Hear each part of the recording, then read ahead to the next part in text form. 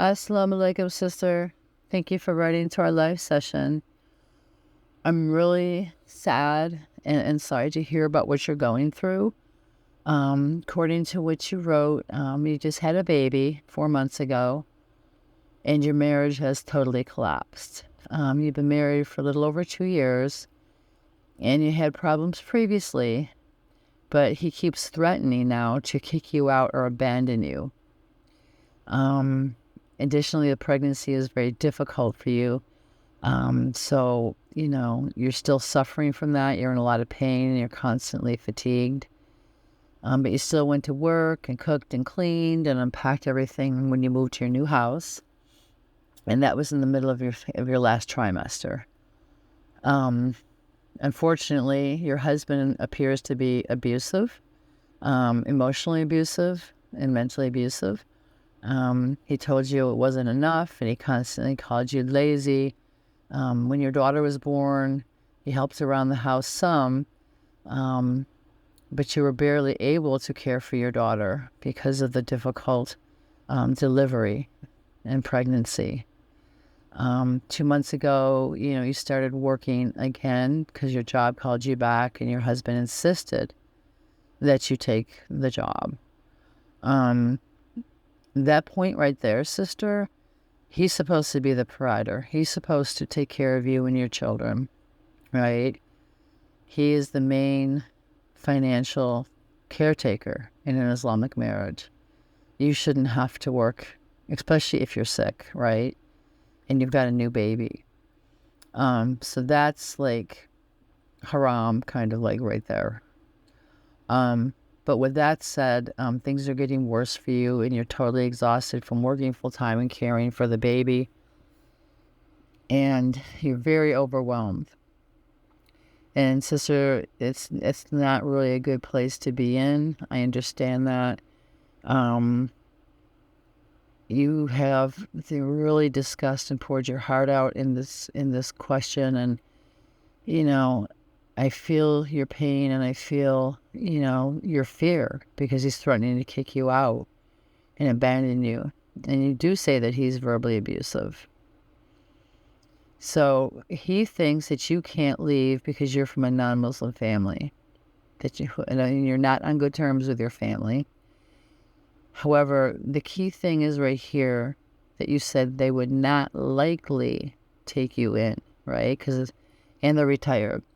However, sister, for the sake of yourself and your child, please contact your parents, right? They love you. You might not have left on good terms, but you are their child. They love you. And even if they are retired, that's okay.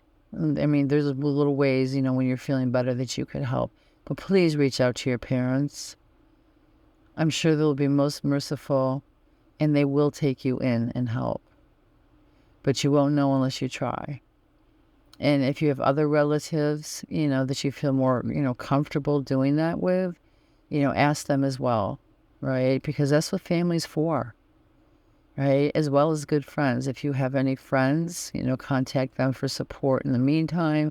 Just somebody to talk to, somebody to, maybe help you with certain things. As you stated that, your husband makes good money, and leaving would mean your daughter would have a very poor quality of life.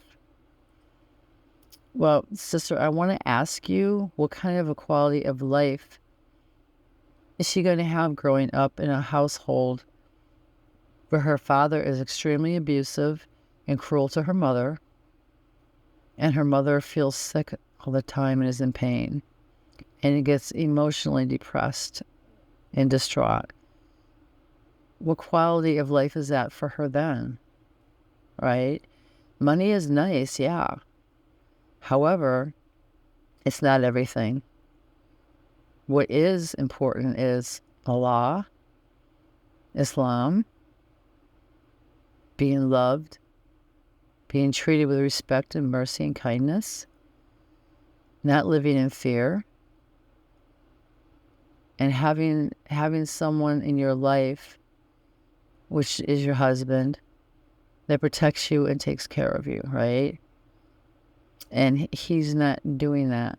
So I understand your concern, right, about your husband making really good money, but depending on your circumstances, and if you got married in the United States, you do live in the United States, you can get alimony, right? So if you do divorce him, I would just kindly suggest to get a lawyer and get alimony and child support from him. That is what you are due. That is what your legal rights are. Okay? So please consult with a lawyer. I'm going to advise you, sister, to please reach out for counseling right now in your area. Seek counseling, at a community center, from your doctor, somebody possibly and preferably who is familiar with domestic abuse, because you're being abused emotionally and mentally right now, right? And you've come to a point where you just can't take it anymore, and you shouldn't have to. Allah did not create you to be abused mentally, emotionally, or physically. So please, sister, do reach out and get counseling. If things get too hard to bear, you can call the crisis services in your area. Reach out to your parents, friends, other family members, and don't make it a thing like, oh, I don't want to look bad, or I don't want to make him look bad. No, this is about your life and your daughter's life. And you don't have to live this way. You deserve much better. And if you take these necessary steps, perhaps your husband will change, right? If you separate, if you leave. But that's, only Allah knows. But what is number one right now is your emotional, mental, and physical safety, as well as your daughter's. So please, sister, pray on it.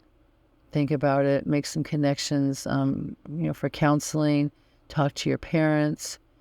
And try to make a really, informed, good decision regarding the future life for you and your daughter. We wish you the best.